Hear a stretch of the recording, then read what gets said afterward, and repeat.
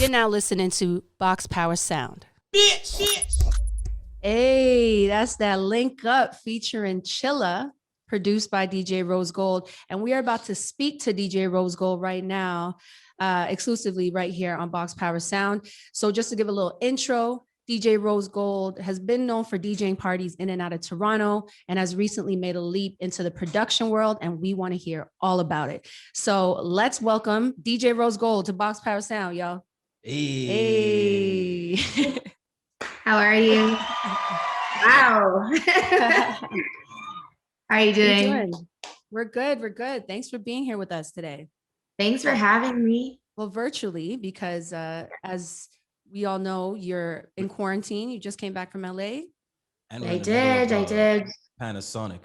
It's upon the replay, I've heard, actually. Yeah, it ain't ending. So you're how far into your quarantine? I am actually, my Arrive Can app today told me I was on day 3. So Okay. I've just started. We're just getting started. Yeah. Okay, dope. So firstly, I want to congratulate you on your recent release, Rosegold University. And you would call it a homecoming EP, right? Yep. What does homecoming EP mean? So the name of it is Homecoming because, first of all, it's the first of a series of projects I'm going to be putting out. And Homecoming is a play on Beyonce Homecoming. And I pulled a lot of references and influence from Beyonce Homecoming. And yeah, Homecoming to me is the start of the school year. It's when it's just, everyone's going to the football games and stuff, mostly in the States. Right. But yeah, Homecoming is the first of a multitude of projects. I love it. I think your rollout was really well done. Thank you. And who is that? Who's doing the marketing behind it? Is it all from you, or you have a team behind it? Because it was really well done. Thank you so much. So I was working with a team named How Are You, based in LA, that was helping me with some stuff. And then my girl Rebecca was helping me with some stuff as well. When it came down to the actual rollout and the planning and all of that stuff that you saw on Instagram, that really came from up here. But I was thankful to have a lot of people on my team helping me out to kind of bounce those ideas off of. So thank you. I'm glad that you liked it, because structuring it was really fun. I was like, I hope this is received well. So thank you. Yeah, it definitely is a great job. So you had planned to go to LA specifically to get the visuals and imaging out. Yeah, so I really wanted, so actually all the images that you saw for the rollout were all taken in Toronto. So I took all of those pictures. Yeah, I took all of those pictures actually at my old school. So I went to York University, and I was at the French campus, which was Glendon College. Mm-hmm. And I took all of the pictures for the rollout there, actually. And the album cover was shot on the football field at York as well. Okay. But I was in LA for something else that's coming out soon. But yeah. Give us a sneak peek. Yeah, you got to give us a sneak peek. The exclusive. Well, all I'm going to say is it's for a song that's on the EP. Okay, nice. Dope. So we get some visuals. Potentially. Yes. That means yes. Cool. Well, it's a really, really good job you guys are doing. We love to see it. Definitely representing females and, the hardworking creatives out there. So keep it up. I want to know how you started with this transition, because I know you as a DJ and then you started making the transition into producing. So how did that come about? So my brother Chilla, who's actually the artist that you just heard on the Link Up track, he's been producing, engineering. He's been an artist for many, many years. We actually have a studio in our basement that my mom built. And I've just been around music my entire life. Yeah, trust me. My mom, my dad are the best ever. So supportive. They encouraged me to drop out of school to pursue music. So shout out to them. Oh, wow. But it's crazy. Yeah. So I actually truly my brother appreciate that. Right? Same. No, honestly, I'm so blessed because there's so many people that I know that are in school doing things that they don't like because their parents are forcing them to. Mm-hmm. And I'm just so thankful that my parents, like my dad is a reggae artist, so they understood kind of being in music and the importance of it and the fact that it's a real job. Right. So yeah, so my mom built a studio in our basement like years ago. And as I was DJing, I'm like, I feel like I should be doing more. And I looked up to people like DJ Khaled and Calvin Harris, and then noticed that they were doing their own production. So my brother and I just would go in and out of studios. In the States, we'd use our own studio at home, and then we just started producing together. So the EP is executive produced by Chilla. We made every beat together, either at home or while we were traveling. Dope.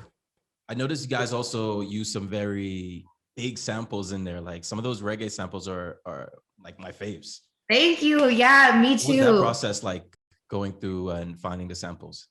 So the way how I started with that was actually the team I was working with at How Are You gave me the idea to create like this reggae sampled mixtape.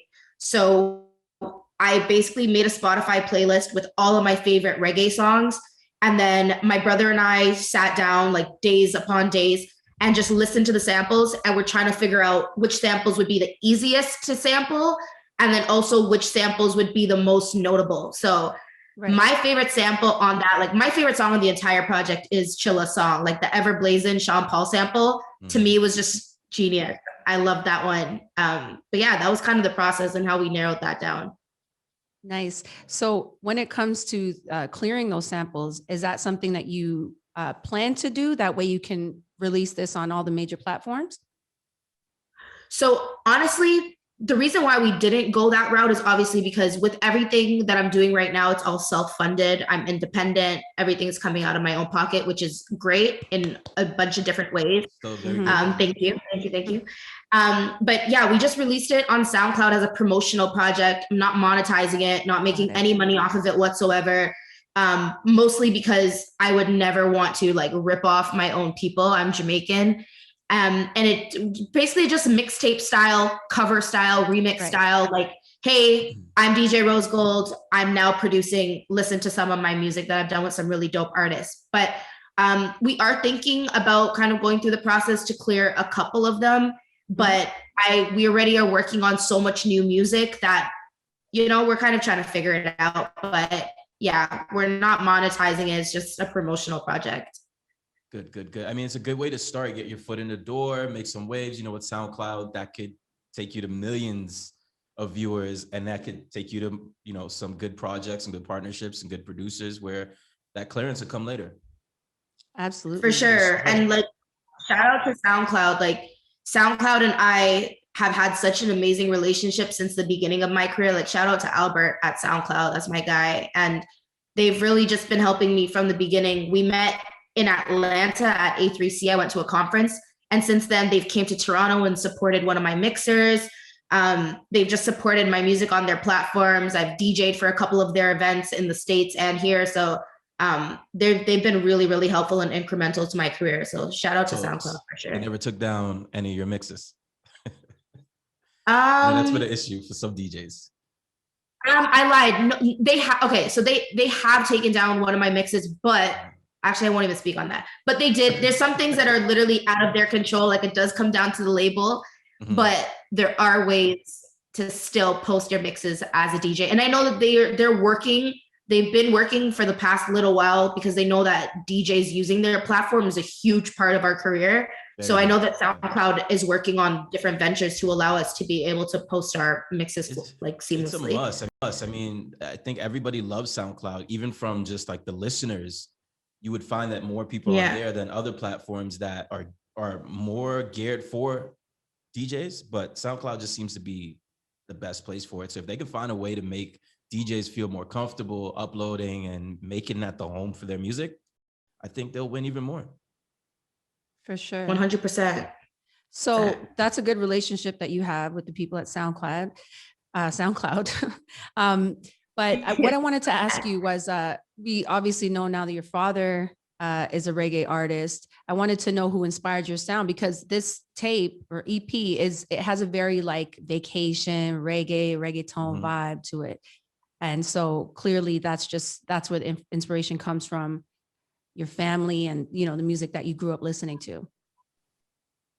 Yeah, you pretty much hit the nail on the head. Like, my music influence comes from my brother, and his music influence comes from my dad. And then all of that is from us traveling to Jamaica. Like, we used to go to Jamaica like a couple times a year because my dad has a house there.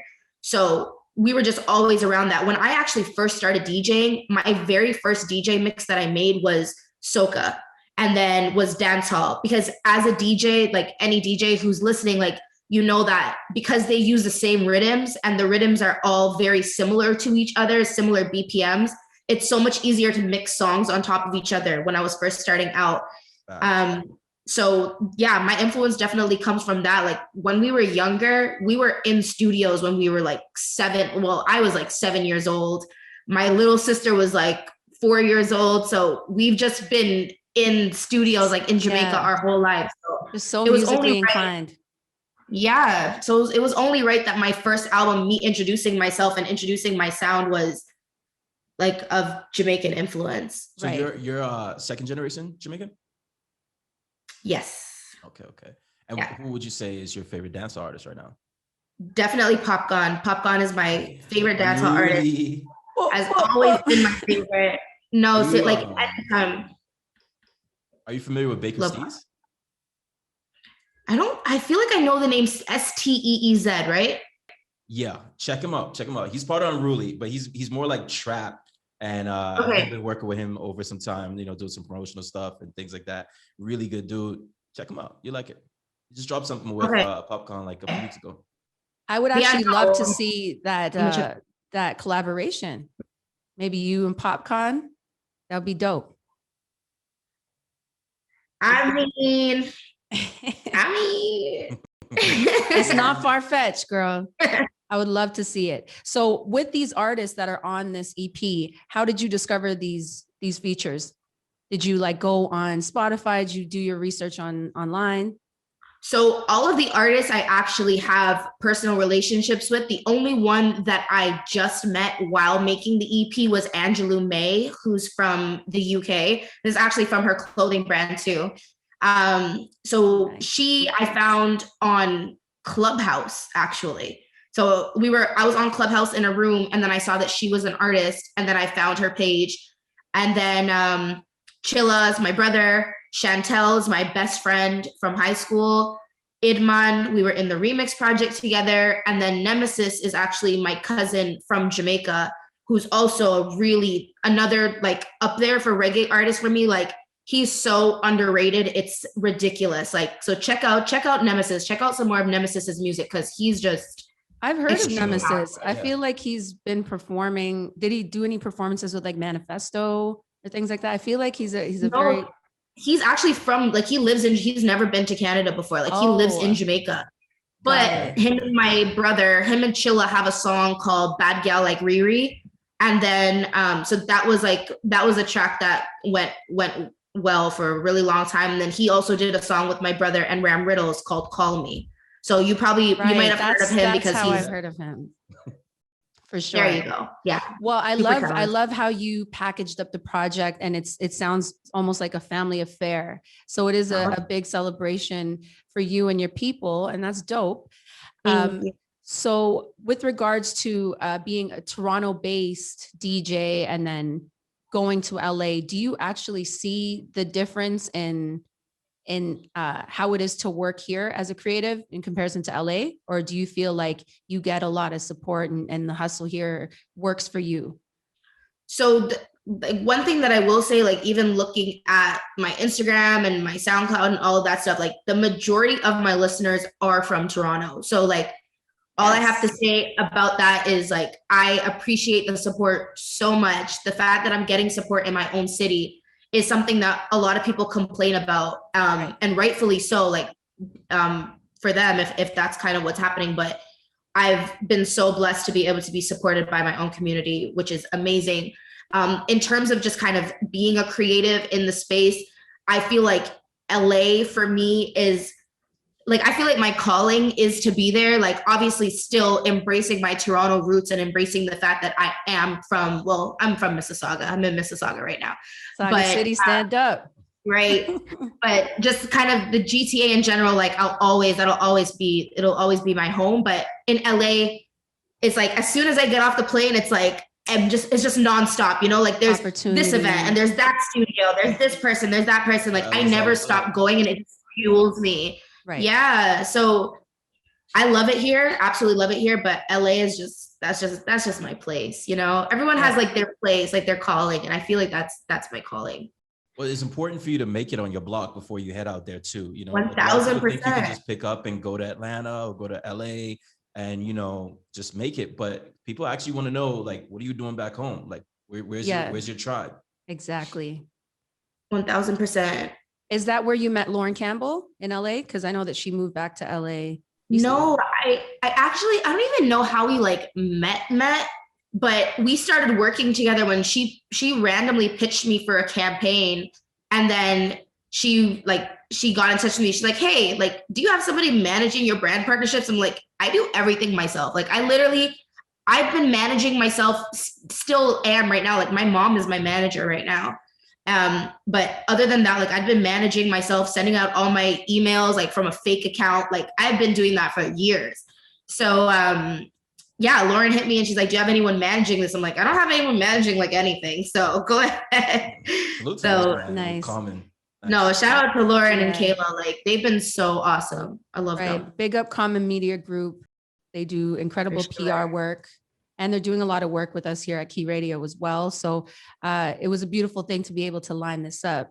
And I feel like the last time I saw you must have been either at EFS when we brought Christian Combs out, or no, it was actually, no, you DJ'd at Manifesto Festival. That's the last time so that probably, that was after Christian Combs or before? It was after, yeah. When I think about it, it was after. And I believe that's the last time I saw you. And I guess, I don't know what happened after that. Oh, COVID. There you go. A whole year went by. So it seems like forever, but you were able to have that time to work on this project throughout COVID, or were you like, has it been an ongoing project since 2019?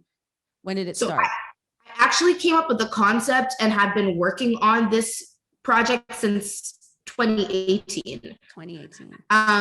So in 2018, we were traveling a lot. I was doing South by Southwest. I was doing A3C, just traveling a lot. In any city we went to, we rented studio space and we're just bringing in artists. So in theory, I've been working on Rosegold University since 2018, but all of the songs and all of the production that is on this first album were actually recorded we actually started in November.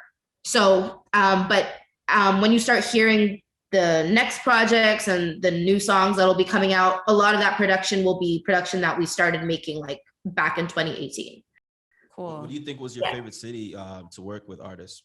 I know you said LA is definitely one of them, but I know you mentioned South by Southwest and a few other places. I'm gonna say Texas. So we got studio space in Austin and worked with a really dope artist named Doman. So he actually just released he's a rapper from Houston. He just released a project Tuesday, right? Yeah. He just released a project yesterday, and a song that was supposed to be on one of my albums, he ended up taking for his album. So if you check out Doman, he has a song named Champion on his project he just released. Okay. And that beat was produced by myself and Chilla. Nice. One of my favorite songs ever. Like, what'd you say? Maybe we should run it later in the show. No, for sure. It's fire. No, he's fire. He's fire. So you're getting placements already, pretty much. Yeah. Like, and that has a different sound to it. That's more trap, hip hop. Yeah, that's like real rap, hip hop. Like Doman is like a spitter. Like Doman is like, yeah. Definitely totally different sound from what you heard on the album. And then I also have 2 songs out with my brother. One's called Mix Up.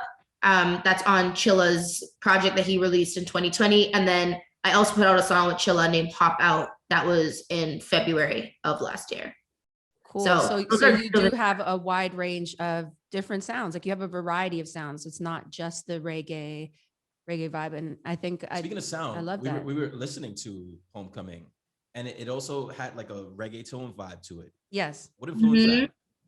Well, Chantel is a super fire Latin artist. You should also check out her music. And yeah, so she's Latin, and all of her music is in Spanish. So she was like, I don't know if I can record a song only in English. And I'm like, you don't have to, like, do whatever you want. She literally wrote that hook. Like, I sent her the beat, and I promise you within 15 minutes, she had the hook and a verse done. 15 minutes. Oh, wow. Where does she live? So she's from here. We went to high school together in Mississauga. Sick. Right. That's right. You said she's one of your best friends.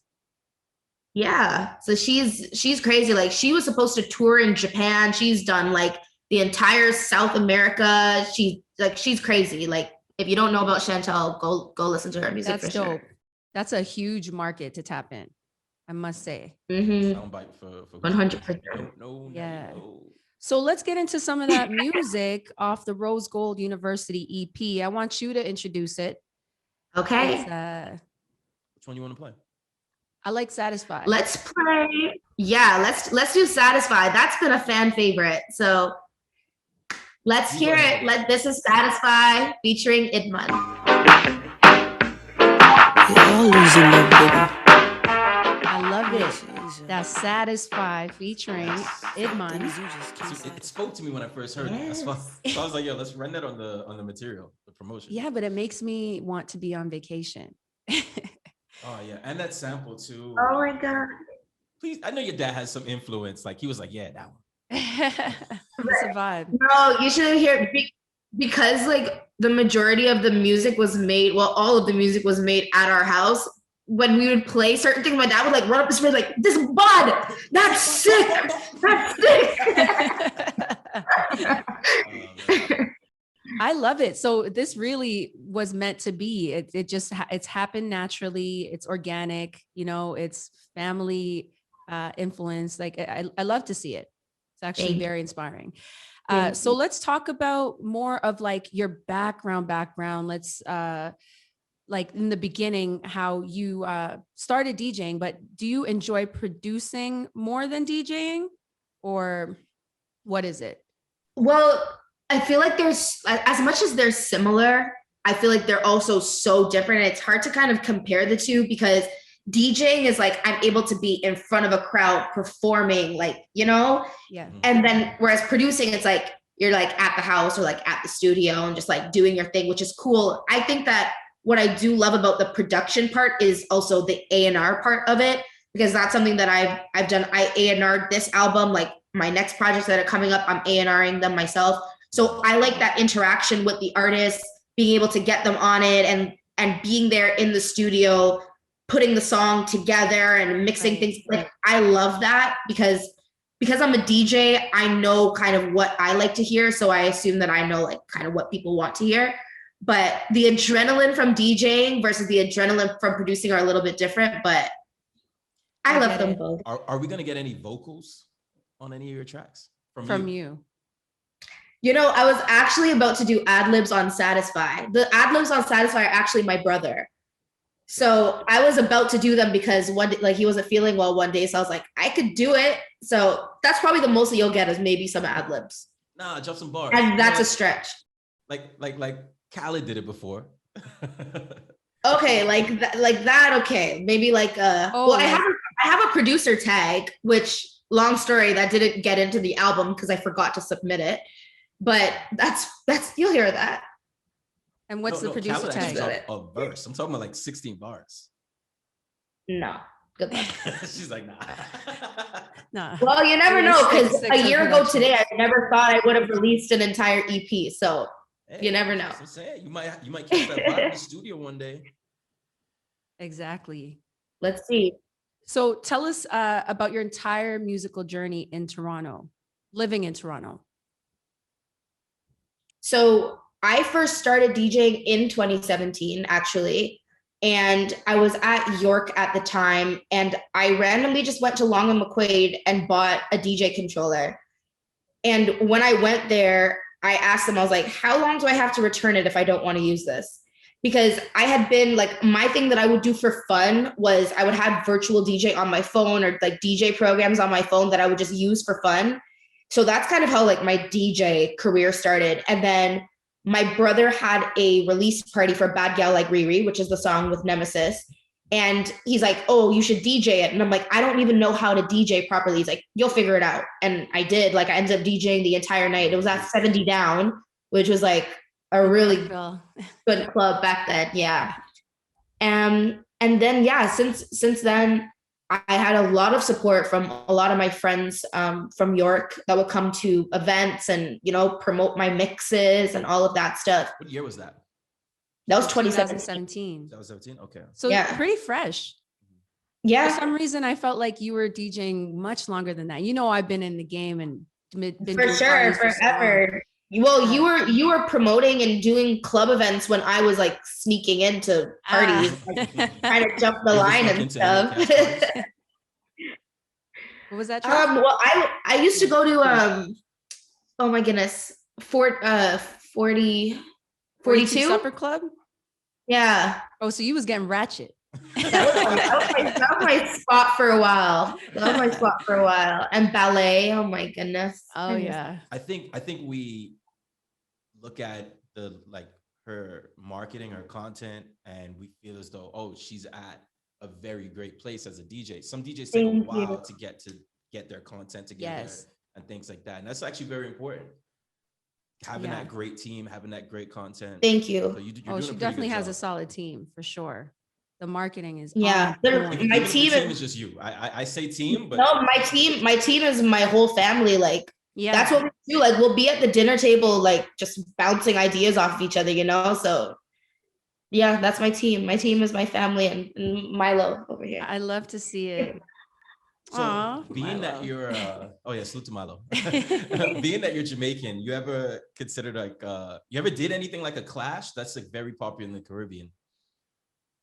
I've never done a clash. Like, honestly, I don't even like, I'm not going to set boundaries for myself, but I would prefer to watch a clash than to participate in one, to be honest. What's a clash? It's not even people like that don't know what a clash is. So sound clashes was like that's how DJing started, really. If you really look back at the beginning of it, it was about, you know, who had the biggest, baddest sound system and also who had the, you know, most exclusive cuts. And I would say that's why the level she's at now as a producer is like a very high level, because now the other man can't play a song that you produced and maybe no one even heard it. So back in the day, it was about vinyl. So it was about, you know, your collection. And sometimes people just didn't have certain vinyls, so they couldn't create that same sound as you. So it was real competition to like have the different vinyls and create these different mashups and things like that. So the level that I think it's almost a must if you want to go to the very top of the DJ game to start producing your records. So the fact that you're doing that already is so great, because you're going to be, you know, 5 years, 10 years down the road, you're probably going to be at the very top. And with sound clashes, it was just a way to flex. And sometimes in the Caribbean, they'll do it for like money. I used to go to sound clashes that would have like, you know, an MC and then the two DJs on the stage on one side, and they'll go record for record, round for round. And the crowd will kind of dictate, you know, who win those rounds. So it's a really fun thing to do as a DJ. But, you know, if you lose, you did your best. That's the thing. Like, I don't know if I can like shout out to Monagala Sound. Like they're the one, like, to me, if someone was to be like, oh, I want to clash, I'd be like, you can send Bubba and Gallus on my behalf. That's actually fun. When things open fun. up, we should set one up. We'll do a sound clash here at the studio. Just okay. See, that I can do. We'll have you judge it then. How about that? Well, you know, I could do if it was like, you know, low key, but I'm not doing it in front of like, at least not yet. I'm not doing it in front of like. Have you ever went sound for sound with the aux cord with a friend? Okay, I've gone sound for sound actually on Instagram Live with Flex.net. Yeah, but like, I don't. Okay, when I think clash, I'm thinking like a clash, like Red Bull Sound Select type clash. Yeah, like, you know what I'm saying, but still, like that's like a small version of a. Oh, then yeah, so yeah, I'll do that. The competition. I'll do that. I'll do that. So let's get a little bit personal. Let's talk about you being single. In the panoramic, anyone who's not is lucky. Yeah, but as a female being in this industry, we all know how it goes, very male dominated. How important is it for you to have women working together?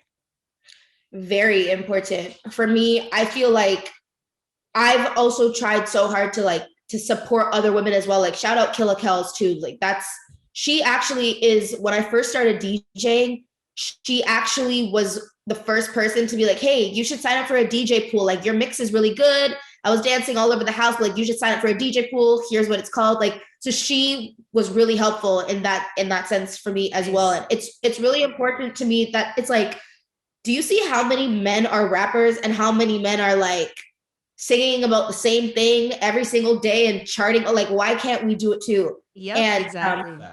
Just in that regard as well, like my next project, you'll really see like that I really do admire women and that women are very important and I want to bring them together. So Box power to the world. Is there any women producers on your radar that you would want to work with?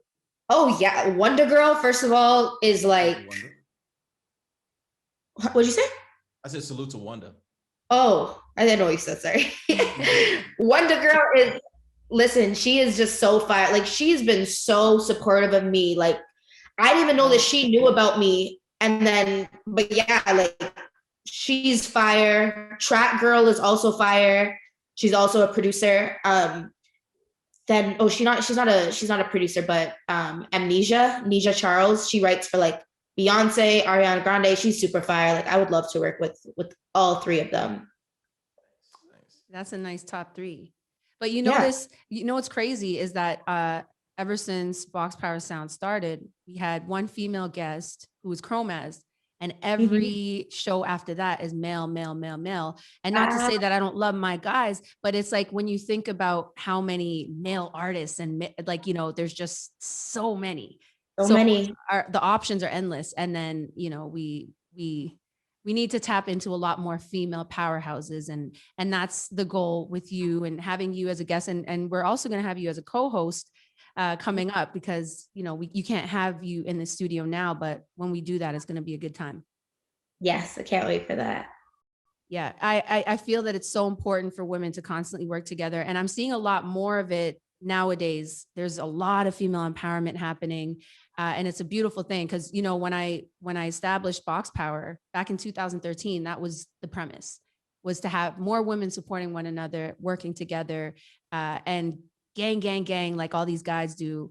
It's so important. So it's really awesome to see you doing your thing. Your hustle is inspiring, and it should be motivating for a lot of young women that are trying to be somebody in this industry, because it's not easy. It's not easy, but as long as you keep putting that work in, I think you're definitely a great example. So keep doing what you're doing.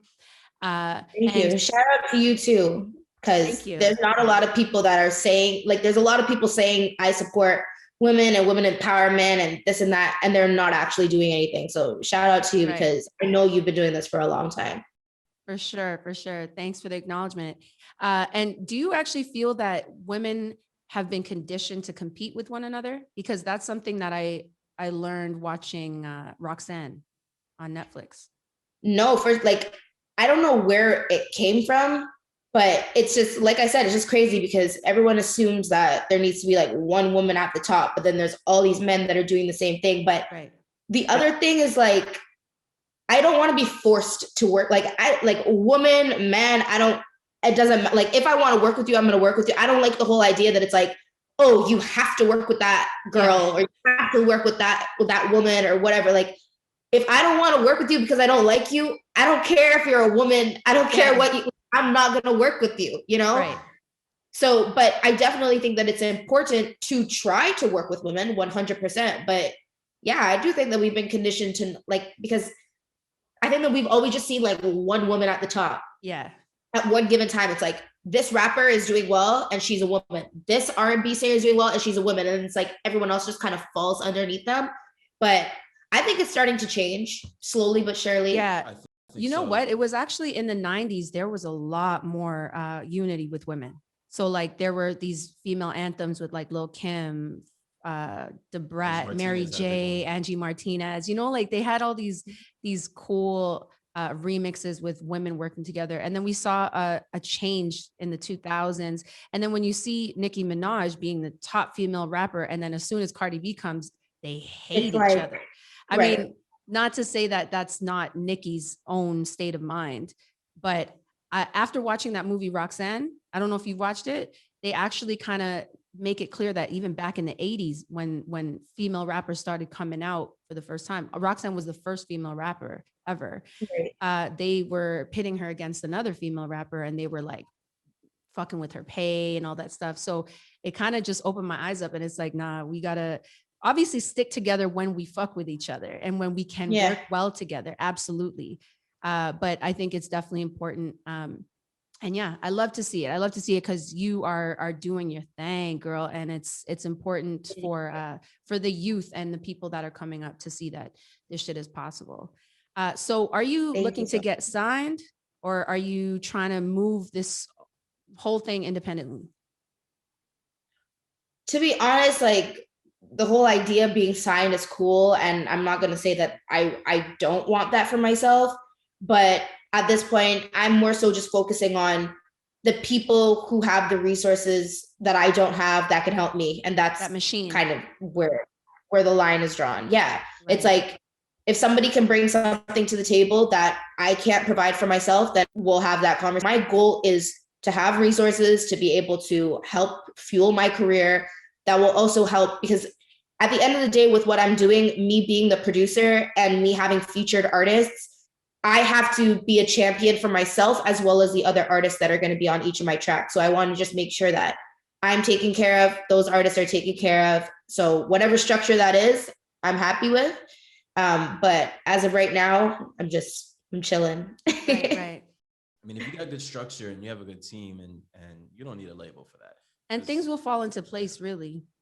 But I don't know how it is when it comes to producers being signed or staying independent. I know what it is for artists. I feel like nowadays a lot of artists are trying to go that independent route and get out of their label deals, right? I think that what that comes down to is like, and shout out to, I'm not going to name them, but one of my friends who's really close to me, who's going through a situation right now, but it's a good situation. It's like, as long as you have a good attorney and you have somebody good on your side that understands it, and you're not just signing on the dotted line because you see this amazing big figure that you think is going to do so well for you. It's like the people that actually had good teams and good attorneys and people that actually understood these contracts, they're not screaming and crying about their contracts right now. But on the other side, it's like, I totally understand that some people are in a position where it's like, if I don't take this money right now, I don't know if I will end up on the freaking streets, you know? So that is one piece of advice I would give to, like, when you start out, like, make sure that you have a good attorney, make sure that you have a good team, make sure that you have people around you that will actually say no. You can't have a bunch of yes men on your team telling you, oh my God, your shit sounds fire. Exactly. Just because they want to, because they feel obligated to, because that doesn't help nobody. I literally tweeted that the other day. I was like, telling your friends that their music sounds good when it doesn't does not help them in any way, shape, or form. Not at all. Lies.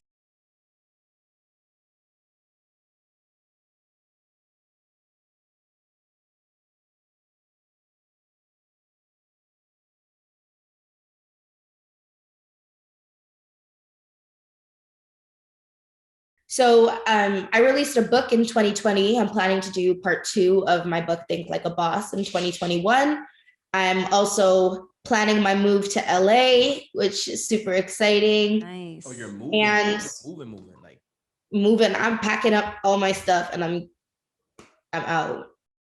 So how does that work? You got your working visa, or are you just gonna kind of get the paperwork as you go along? No, so I'm eligible to be there. Nice. Yeah. So we're gonna come check you when the time is right. No, listen, for sure. But I was working on a Light Vibes LA. No way. Okay, well, when it happens, you know where to find me. Oh yeah, for sure. Yeah, but LA is pretty closed too, right? Yeah, like when I was there, they actually had just opened back like outdoor dining, but it was disgusting. Like it made absolutely no sense. The tables it's like they were trying to cram as many people as they could in one space. Like it was crazy. But Yeah, like the malls are closed, I believe. To be honest, when I was there, I went there for what I went there for. I did what I needed to do. I spent my birthday there. And like today, when I just put on my makeup, I was like, I didn't put on makeup the entire time I was there, except for that one day that I was shooting. I was like, damn, I didn't go anywhere. So to be honest, I don't know what's open and what's closed, but I did drive by a restaurant that had like their patio open.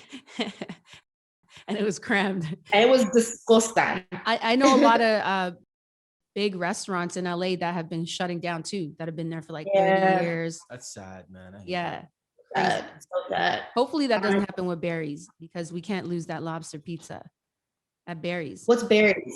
It's a legendary pizza restaurant, or I guess Italian restaurant out in LA. And they have the best lobster pizza that you'll ever have in your entire life. So I've never even had lobster pizza for it to be the best lobster pizza I've ever had. It's gonna be the one and only. Okay, I'll go check it out next time. Yeah, Barry's, BERRI''. So that's I'm just hoping that they don't close down, but I don't think they would, because of delivery. I can't say they're the best, and you can't say that till you go to Compass Point in Nassau and try some flight. I want to go to Bahamas so bad. Hint, hint. Right behind the restaurant. Well, listen, I'm willing to go anywhere at this point, man. I'm looking at the snow outside and I'm just saying, fuck it. Let's go. For real. But we're working over here, man. We got a whole schedule planned out, so we ain't leaving anytime soon. But yeah, it's definitely been a great conversation. I want to, what was the last question I had? I think you had it. I'm just excited to, hear more music. And I mean, if I got a sound clash you, I'm a sound clash you. So I'm just excited for the future. I mean, you might not find me on that day. Oh, so you scared? Okay, all right, cool. Say less. I'm scared. I'll be the first to say. You got to keep us updated as to when your thing is done, your quarantine, because we're gonna have you in studio for the co-host. It should be for that date that we originally said, but as soon as that quarantine's over, we'll have you in here and we'll have some fun. But yeah, we're excited to hear more of your production throughout the year. That's a big move that you're doing in LA. I think that a lot more opportunities and the things that you want to do, that feature with PopCon, them things are definitely going to happen when you're out there. So I definitely hope that it happens. And tell people where they could find your ebook. My ebook, what the title is. You might have to cut this part out because I just shut down my website. Okay. So we'll cut like literally yesterday. Like, where can they find your home for everything? I know SoundCloud we mentioned. Yeah, so the tape is exclusively on SoundCloud, but I also do have a visualizer out on YouTube that you can watch. My little Rosegold University bus visualizer on YouTube. Nice. Perfect. Yeah. Also, that video too. Let us know when that's dropping. Yeah. I didn't say there was a video dropping. You said there was a video dropping. It out. No, it could be something completely different. It could just be like some creative trailer or something, but we'll have to figure it out. Anticipation. Yeah. I see what you're doing. Could be it. I love it. I love it. Well, congratulations. Keep it up. And we're excited to see you here at the Box Power Sound studio right here at Cay Radio. Everybody, make sure you go check out DJ Rosegold University. Yeah. Right? Homecoming. Yeah, you're like, there's too many words there. It's a long your handle is DJ Rosegold. Yes. But the EP is Rosegold University. Yes. Right. So everybody go check that out on SoundCloud and follow her. For that? And I want that sweater. I think it's fly. Yeah, it's coming. Actually, by tonight, the merch should be up on the website. Crossing my fingers. Perfect. But yeah. All right, cool. Well, thank you so much for your time. All the best, and we'll see you soon. Thank you so much. All right. Bye. Bye.